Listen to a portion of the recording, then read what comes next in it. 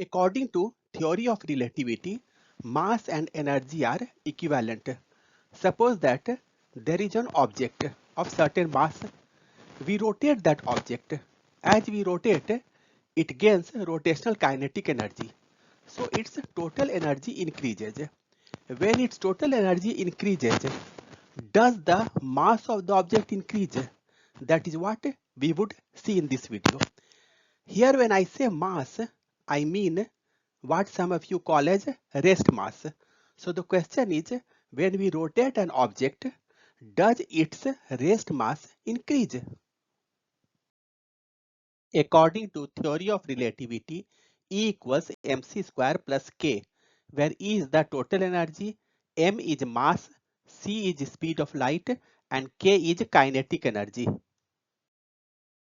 Consider a dish-shaped object which is kept horizontally. We rotate the object about a vertical axis passing through the object's center of mass. Because of rotation, the object gains rotational kinetic energy, so its total energy increases. In the formula E equals mc square plus k, the total energy E of the object increases. The question is, does mass m increase or does k increase? If you want, you can pause the video and think of the answer yourself. The answer is m increases and k remains the same.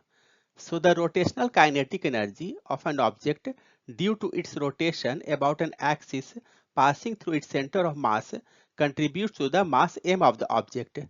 You might be wondering how it is possible. After all, k is kinetic energy and the kinetic energy of the object has increased. Then how is it possible that k remains the same? To understand that, let us see another formula for total energy. It is E equals the square root of sum of m square c to the power 4 and p square c square. Here p is momentum. When the momentum is 0, then let us call energy as internal energy. So we get E internal as mc square, or m equals E internal divided by c square. The momentum of a particle is 0 in a frame of reference in which the particle is at rest. So in that frame, if you divide the energy of the particle by c square, you get the mass of the particle. Now suppose we consider a system of particles. In which frame of reference is the momentum of a system of particles is 0? The answer is, it is a frame of reference in which the center of mass of the system is at rest. For example, if you want, you can fix the frame of reference on the center of mass itself. In that frame, the momentum of the system will be 0. If the energy of a system changes in a frame of reference in which the center of the mass of the system is at rest, that is, if E internal changes, then m changes because of formula m equals E internal by c square. So the internal energy is equivalent to the mass m. Let us come back to our problem. The axis of rotation passes through the center of mass. As the object rotates, its center of mass remains at rest. Therefore, the rotational kinetic energy divided by c square is a part of mass m.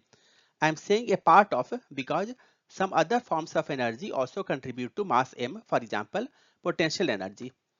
As a body rotates about an axis passing through its center of mass, its mass m increases, as we saw. So in the formula E equals mc square plus k, k is not the total kinetic energy. Instead, it is the kinetic energy due to the motion of the center of mass itself.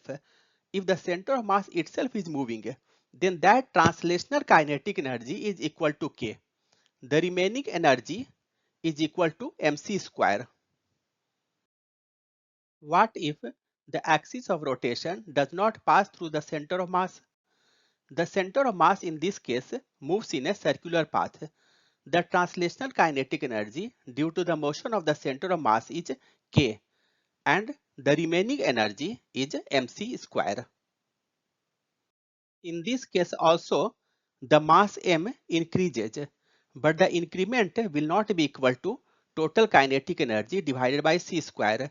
Instead, from the total kinetic energy, you have to subtract the translational kinetic energy due to the motion of the center of mass.